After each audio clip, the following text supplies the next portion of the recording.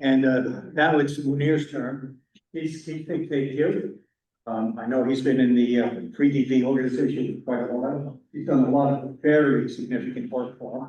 And right now, I think he knows more about digital voice on HF than the rest of us. So let's hear him speak. Mooneer, it's all yours. Hi, everyone. Can you guys hear me? Yeah. Yeah, we can hear you fine. All right. Let's see if I can. Let me see if I can share. Yep, that seems to be working. All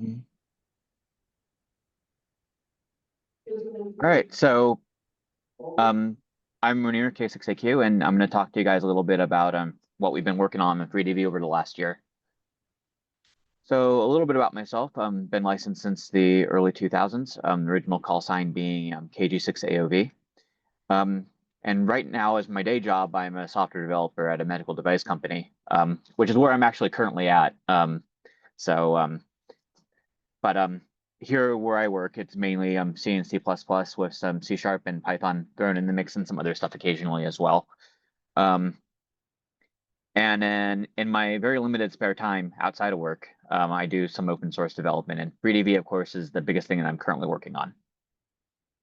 So for those of you who aren't already using something like a DMR or D-Star, you might not be familiar with digital voices exactly.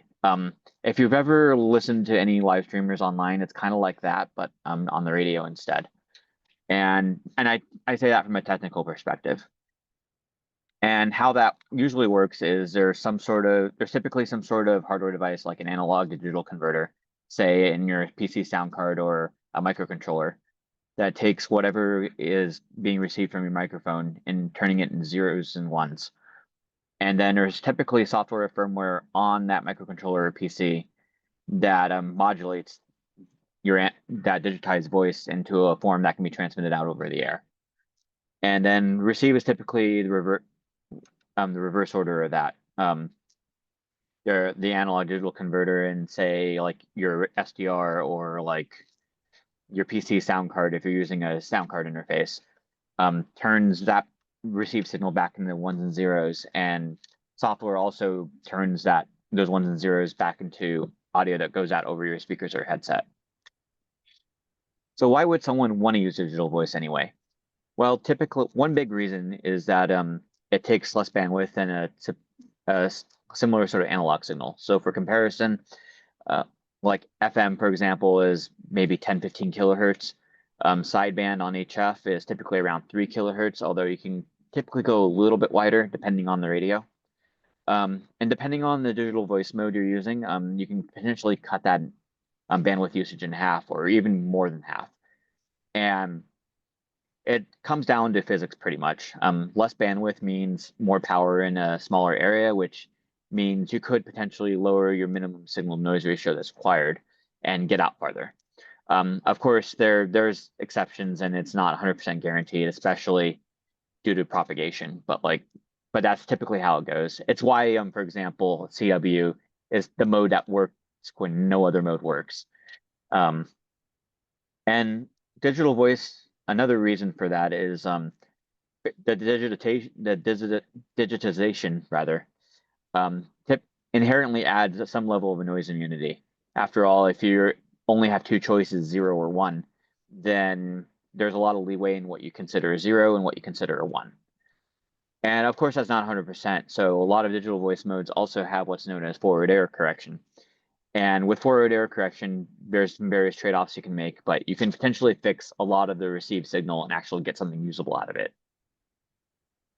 Of course, not everything's a free lunch. One big problem with digital voice is your signal's either there or it isn't. You might have heard this being referred to as the digital cliff effect. And one big example of this was when we switched over from analog to digital TV back in the 2000s. There were a lot of people at the time who they didn't have the best analog TV experience, like maybe there was snow in the picture or the audio wasn't that great. But our brains are actually pretty good at filling in the blanks, so they were able to still understand what was going on. Unfortunately, that's not really the case for any sort of digitized video, like what you would see with ATSC, for example. So when analog TV was finally shut down, a lot of those people who only had a marginal signal basically no longer had a signal. And as you can imagine, that didn't really go over that well. Unfortunately, it's gotten a lot better, but a lot of that's because people switched over to streaming for their TV instead. As another subject entirely. Digital voice also traditionally didn't sound as good as the best quality FM or sideband signal, as those of you who have used something like DMR can attest to. A lot of the digital voice modes tend to have a robotic audio quality, so it kind of sounded like robot, for lack of a better term. Definitely still understandable. You can still have a QSO, but I wouldn't. For a lot of people, that's not necessarily enjoyable, and we can definitely do better. There are also some additional challenges on HF. One big thing is that HF has a lot less spectrum available than, say, 2 meters or 70 centimeters. So in order to fit on HF, we have to drop a lot of the stuff that's quote unquote unnecessary. And typically, for digital voice modes on HF, typically the stuff that's unnecessary is basically anything under, say, 500 hertz or so, or anything that wouldn't necessarily be possible in sideband. Of course, you can't just drop them and leave them dropped off, because then it makes the audio quality even worse on the other end. So some form of those still need to be reconstructed. And in the general case, it's actually really difficult to do. But if we know, for example, we're only transmitting speech, we can actually do a lot of simplification and get something usable out of that. And in fact, the codec 2 library, which is what FreeDV is traditionally used in the past, uses something called sinusoidal speech coding, where we're just sending the fundamental frequencies and what's known as voicing data. And as you'll hear in a bit, it does work, but FreeDV got some good success out of that. But like I said, we can definitely do better. So speaking of FreeDV, what exactly does it provide? Well, the big thing is that it provides a digital voice that's optimized for HF band conditions. FreeDV is also narrow enough, way under 3 kilohertz wide, so you're not going to annoy other people on the band. And because it's optimized for HF, it's better able to handle what you'd commonly find on HF, such as fading.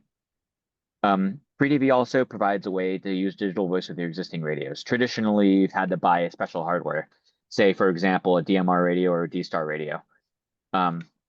With FreeDV, if you're installed on the computer that is already running FT8, for example, then there's a very good chance you're able to use FreeDV today.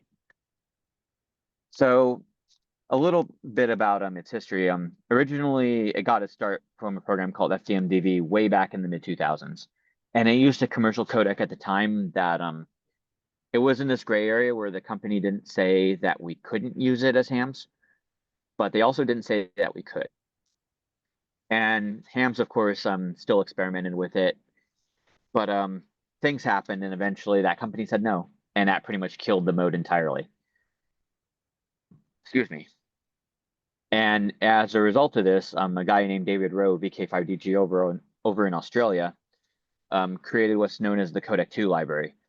And codec 2 started with the single mode, but then over the years, more and more modes got added. And these days, there's various modes in the codec 2 library, from 700 bits per second all the way up to 3200 bits per second. And in fact, if you guys are familiar with M17, they actually use the higher end of that bit range. So like I think it's like 1600 or potentially even 3200. I forget which one exactly.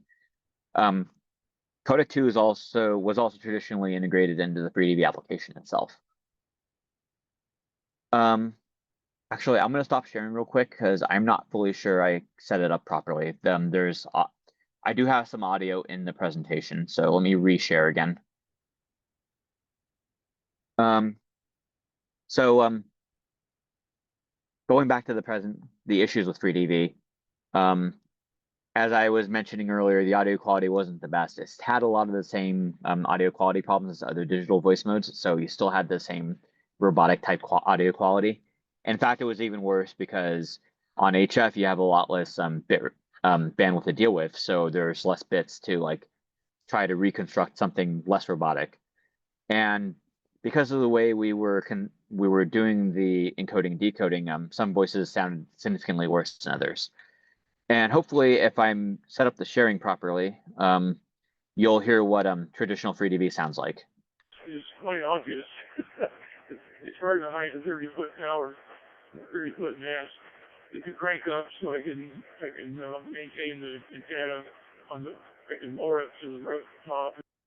So as you guys were probably able to hear, the other person on the recording was still understandable, but definitely not something you would necessarily feel comfortable listening to in, say, a contest situation where you're on the radio all weekend.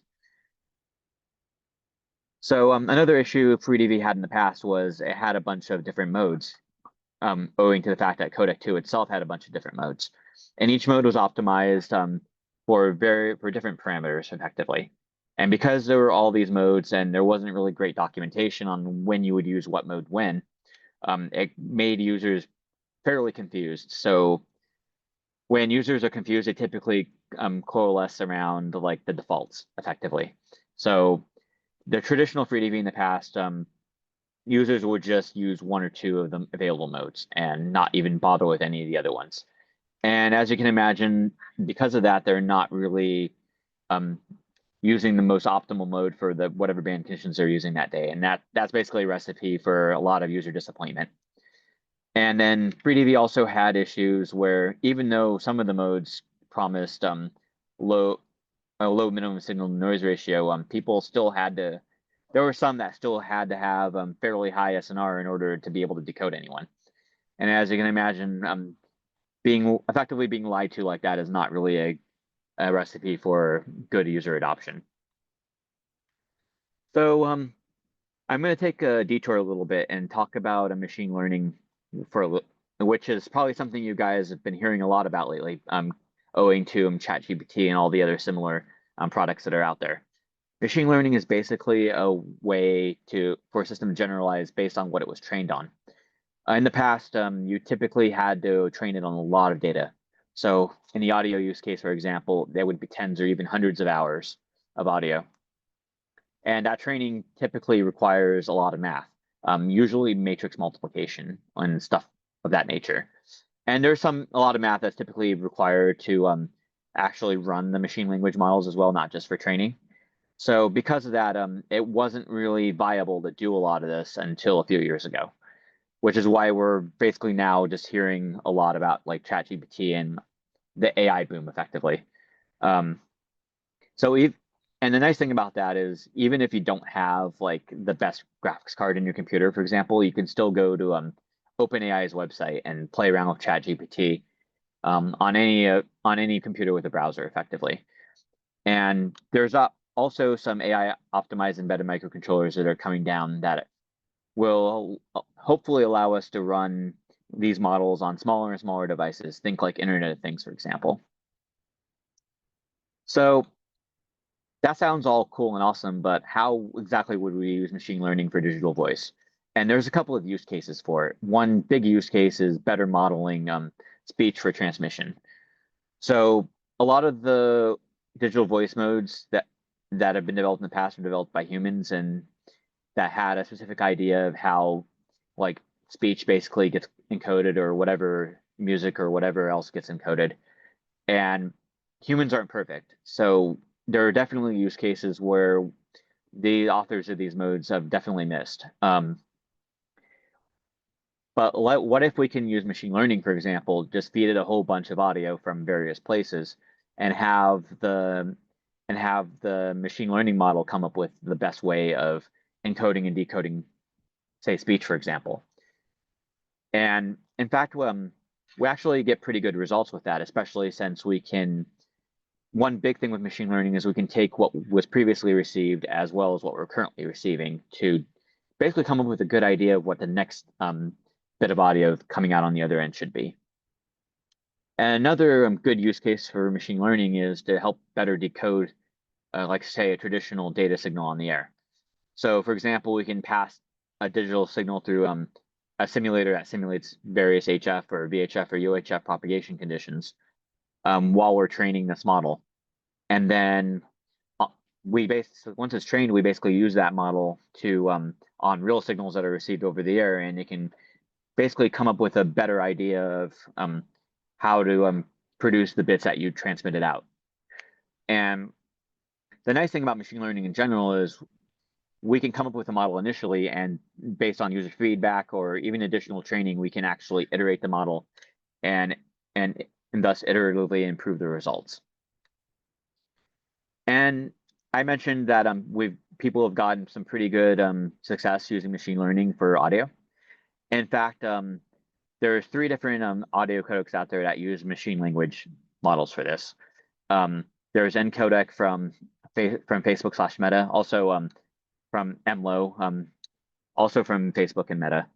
And then Google came out with Lyra as well. And these, if you follow the links in the slides and you listen to the audio samples, they actually sound really good. Unfortunately, they still use a lot more bandwidth and horsepower than what you would be able to use on HF or even on a lot of lower end computing devices. So we need a different solution effectively. And that's where what we've been working on over the last year comes into play, called radio autoencoder. What radio autoencoder basically does is we're using voice features just like with codec 2 to generate effectively analog PSK signals to send out over the air. And there, on the other end, there's a decoder that converts these back to a machine language based decoder that converts these back to features that we pass into the voice codec that we're using to generate audio. And we currently use the Fargan voice codec from the Opus project, if you guys are familiar with what Opus is. But theoretically, we could swap out Fargan with something else that also uses voice features. So here's an example of how RAID sounds versus normal sideband. This was done via some semi-automated testing in August 2024.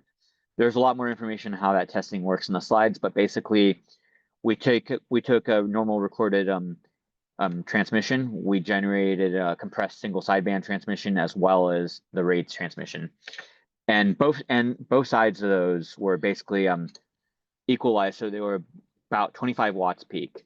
And the nice thing about this example is this was 25 watts from Texas to Australia, so a very long DX path. And the first audio sample that I'm going to play is the single sideband.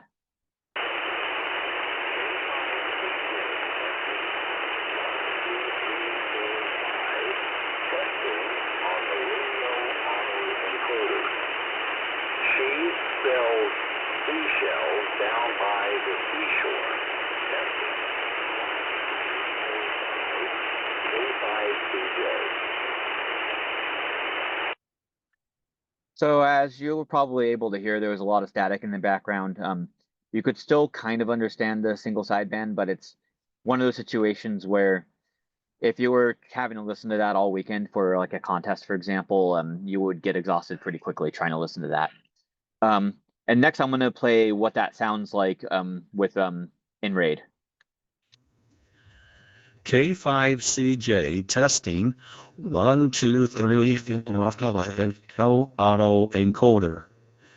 She sells seashells down by the seashore.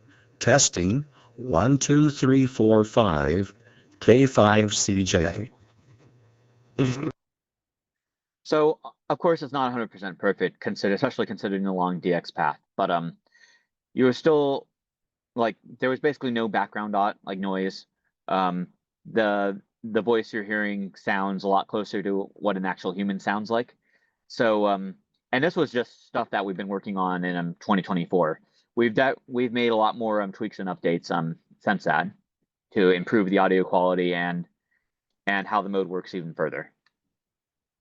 So now that I have hopefully wowed everyone in the audience, you're probably wondering how you can get started with FreeDV.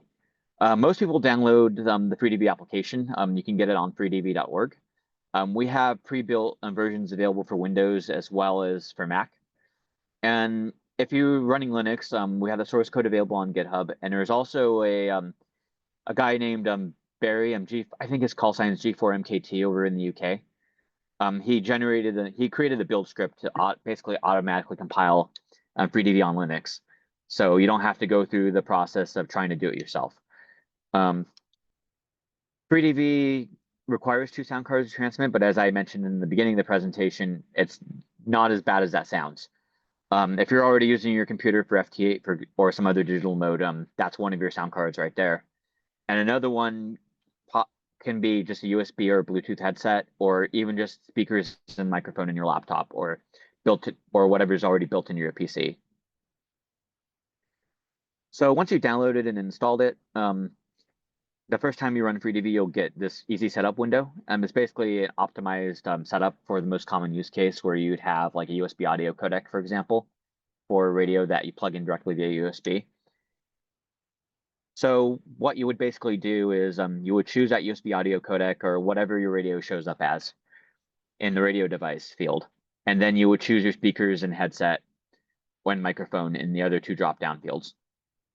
And then you would go and set up radio control. We support basically every radio that's supported by HamLib. We also support serial PTT if you would rather use that. Regardless, you just choose one of those options and you can go and fill in the rig model, the COM port, and all the other parameters that you need to configure cat control. And then at the bottom, you would just put your call sign and grid square. I highly recommend you do that and you check the enable reporting checkbox. And I'll talk about more why you should do that later in the presentation. But the nice thing about the easy setup is once you have everything configured here, you can click on the test button. And assuming everything's configured properly, it should key your radio and transmit what's effectively a carrier.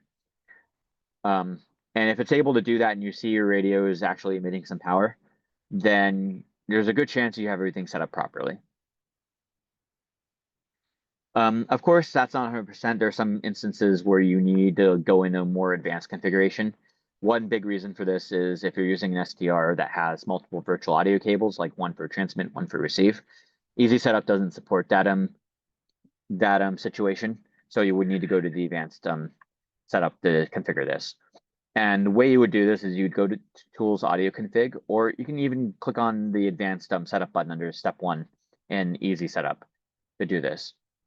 And once you're there, there's two tabs, a Receive tab and a Transmit tab. So you would start in the Receive tab, you would start at the top. For the example here, you would start in the top where that's basically your radio device. And then the audio, you're going basically in the direction of the audio flow. So in the Receive tab, you're going from the radio to your speakers. So you can see on the bottom in this configuration example, on the bottom, I'm just using speakers built into the computer.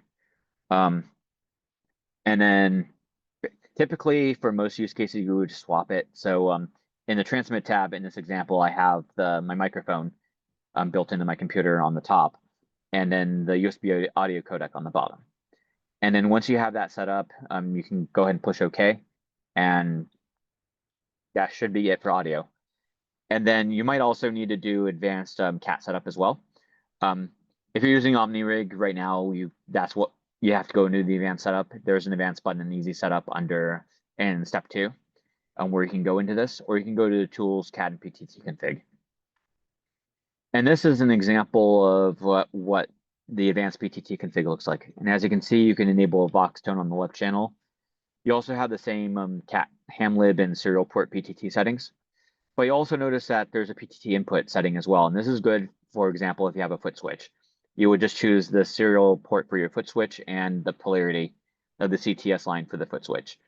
There's also the OmniRig configuration here. I'm only on Windows. If you're using OmniRig, you can enable that there and choose the various OmniRig configuration appropriately.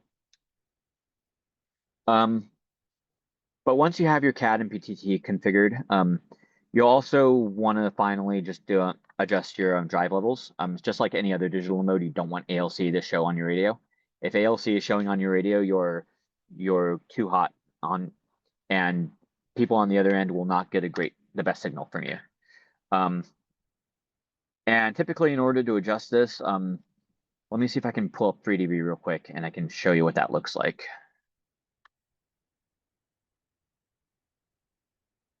Typically, what you would do is there's this TX attenuation thing right here. If you notice if you push PTT here and you notice you are overdriving your radio, then you can back this off until you're no longer showing ALC.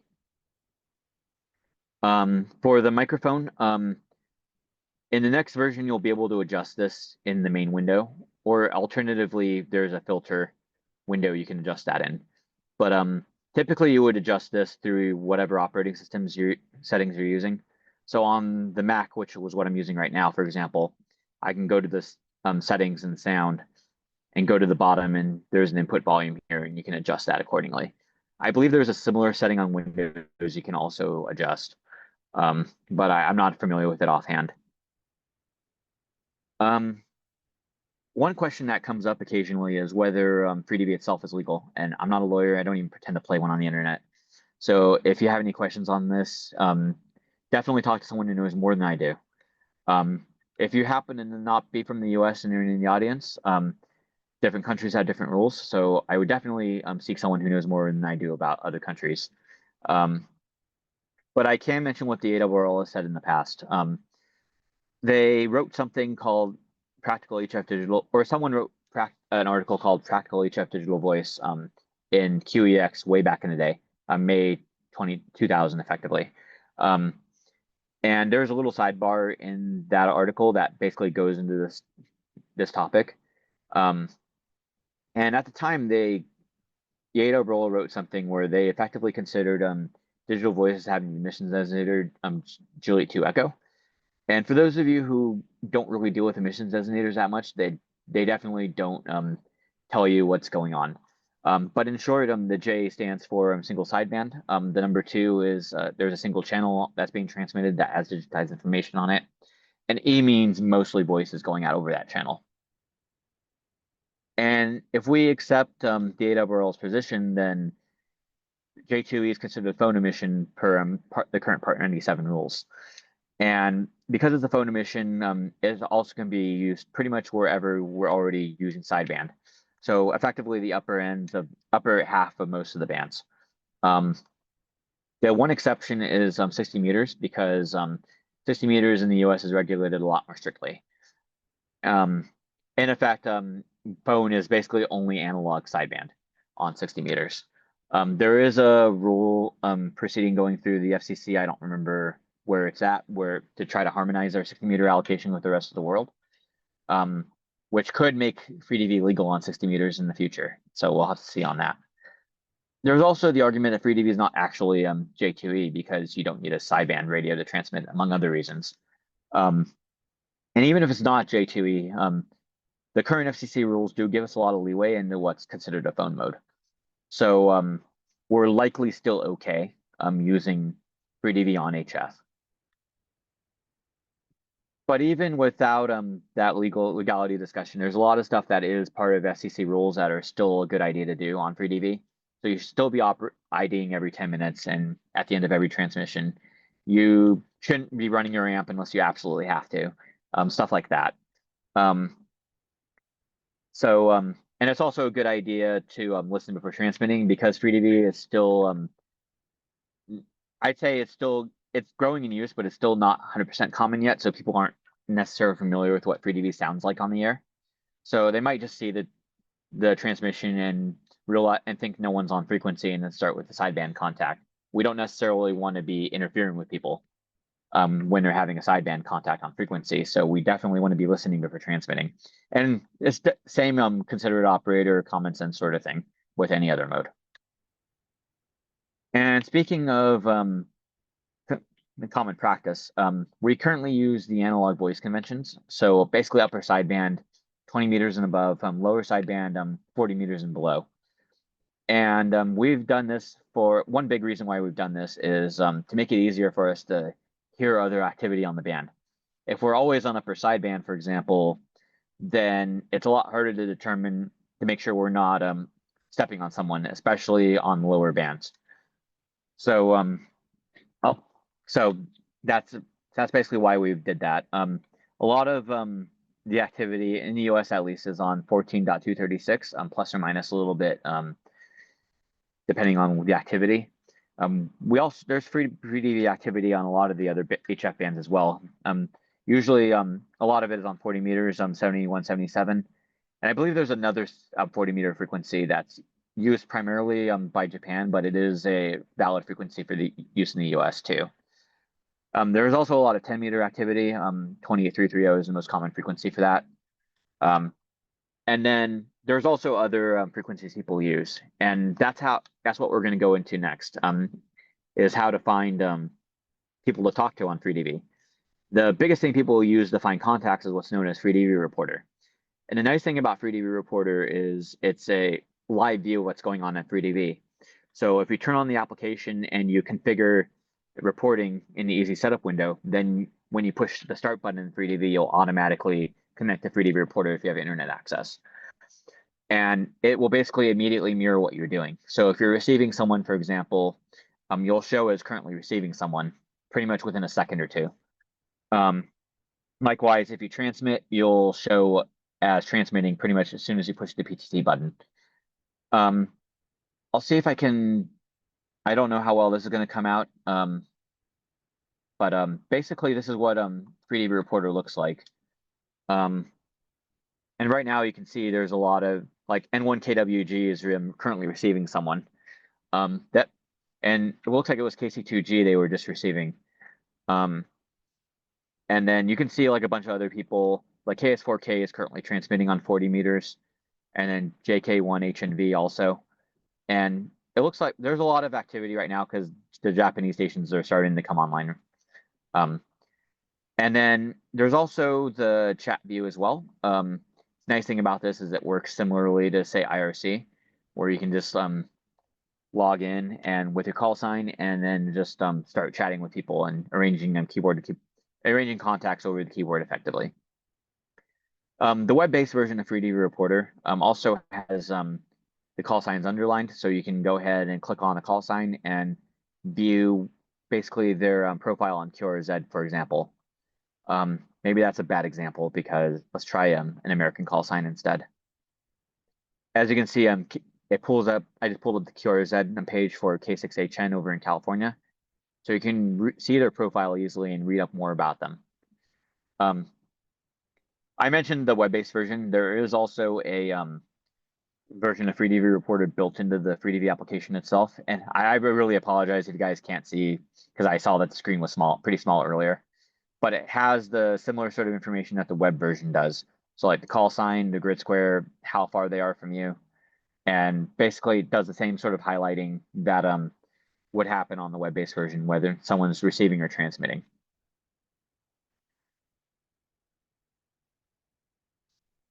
There's also we also have support for PSK Reporter in the FreeDV application. The nice thing about PSK Reporter is it basically shows a map of where your signal is being received. So it's good for seeing how good propagation is on a particular day. And this basically to see who's on FreeDV on PSK Reporter, there's a FreeDV mode you can choose from the dropdown. And the screenshot that I have here is basically an example. I believe I took this during an activity day a while ago. So you can see there was a lot of activity in the US as well as a lot in Europe at the time. And speaking of Activity Day, it's a monthly event that we have on the third weekend of every month. In fact, it's this Saturday and Sunday. We typically start at 12 a.m. Pacific, which currently 700 Zulu, and it goes to 11:59 p.m. on Sunday, or 6:59 Zulu on Monday. And it's not really a contest. It's structured more in the style of the JS8 call activity day. So it's pretty much just a time for people to get on the air with FreeDV and have fun. So you don't need to worry about logging or submitting logs or anything like that. There's also a new East Coast FreeDV net that just started up like about a month ago. Or actually 2 months ago now. Excuse me. And this net is on every Tuesday at 10 p.m. Eastern. Typically, it's on 7182, but sometimes it shifts around a little bit on 40 meters, depending on the activity. You can get a good idea of where that net is at by going to FreeDV Reporter and seeing where everyone's at the moment. And right now, they're up to about 30 people consistently checking into this net, and it's continuing to grow. And if there's other nets for different countries as well, listed on the FreeDV website. So what's the next steps for the FreeDV project? One big thing we're working on right now is to try to get integrated in the radios themselves. It's all well and good to have a good working FreeDV application.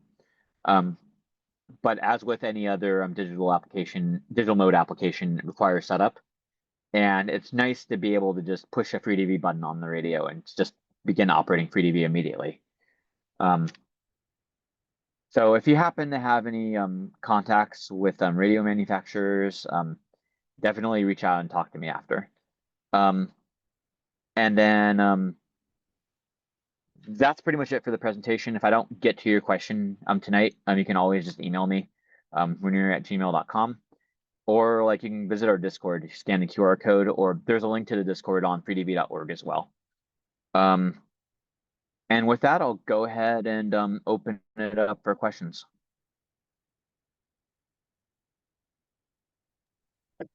Thank you. Those were terrific. We do have some questions. The first one is from Mark. Mark? Hello. I'll ask him if he hears you first. Can you hear us? I think I can hear you, yeah.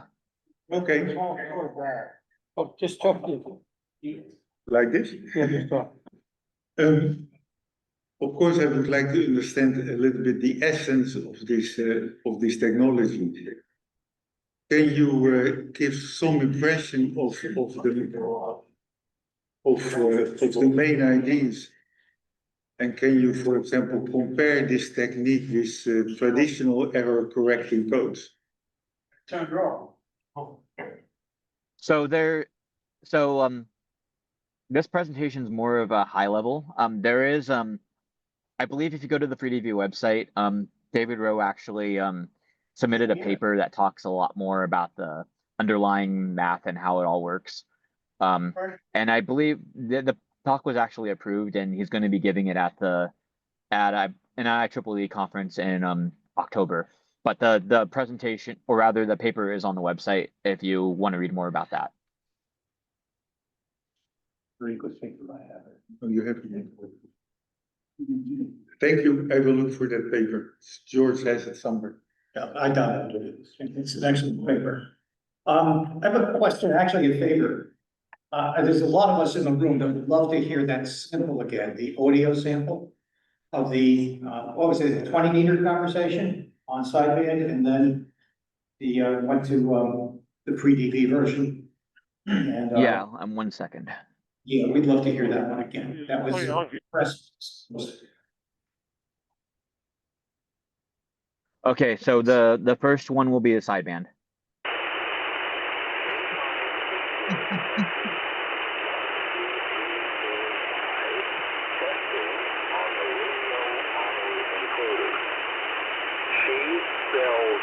Seashells down by the seashore.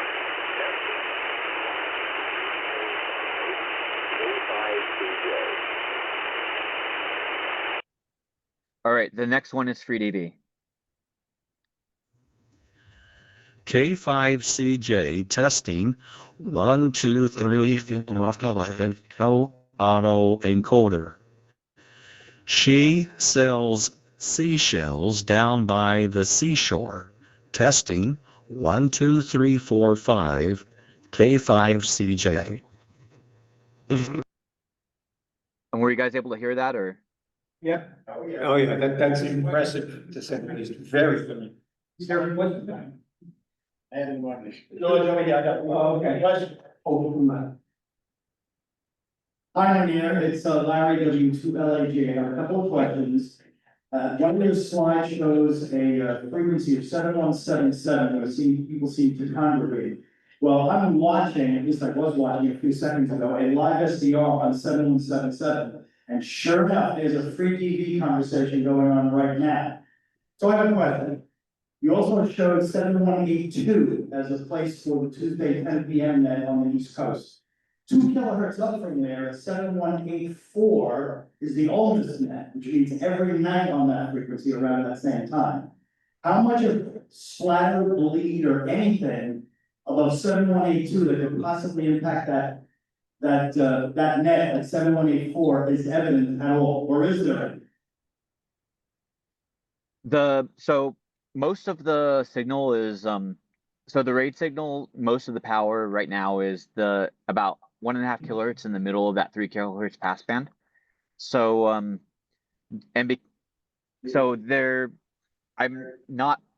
imagine there's probably some overlap, but not too much, considering that the rate signal is not really taking the entire 3 kilohertz passband.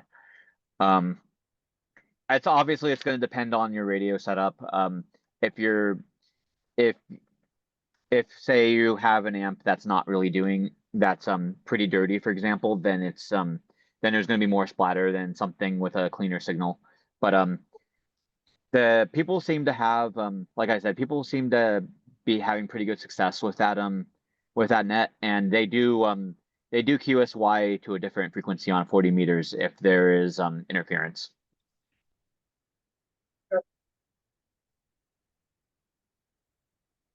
Great, thank you. Any other questions? Great. You said you can do open source, right? Is this for like any kind of development for software? So I'm sorry, can you repeat that again?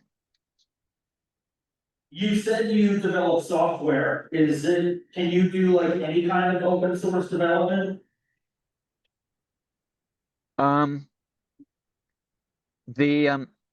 So like my open source experience is mainly with the same sorts of languages I do in my day-to-day job. So if I was to go on GitHub, for example, and like try to do something in say Haskell, for example, I'm not too familiar with Haskell, so I would have a harder time. So I typically just stick with stuff like languages that I already know. The FreeDV project itself is I believe it's either GPL or LGPL, and the RAID codec itself, I believe, is BSD licensed. If I'm not fully sure if I'm answering your question or not. Are you familiar with open source for like mobile stuff? Like applications? Oh, you mean like for the? Are you talking about like iPhone and Android? That's those apps. Yeah. I'm a little bit familiar. I've heard of it. I don't really do too much with mobile apps. But I do know there are some open source Android stuff that's out there. Put it on my list. I appreciate that. Need an iPhone app. I guess what we're looking for at some point, and I'm sure it's too early in the process, is the FreeDV version of Outlink. Yes, yes. Yeah, going, getting everybody in the room is happy, and smiling with us. Get to work, Mooneer. There you go. Anybody else have any questions here? There's none. Okay, good. Mooneer, thank you so much. We really appreciate that you dedicated your time for us. And this was really kind of an eye opener for most of us. Certainly the speech samples that will get us into it. And the website's very good. We have some wonderful information in it. And some of us have even started to try it. I made one with a 7300 and a Windows machine. So sooner or later, when you guys up here. So I'm working my way into it. But thank you. No worries. Thank you for having me. And again, like email is mooneer@gmail.com, or you can join the Discord. The Mind is watching on the Discord. And I have my call sign with my username on Discord as well. If you forget my actual Discord username. But anyways, I have to go because I actually have to go home right now. But thank you again for having me. Terrific. Great. Thanks again. Thanks. Sorry, we're making you fight the traffic. No worries. Have a good rest of the meeting. Yeah, we have a long parking lot out here too, so we appreciate it. Thank you. Thank you.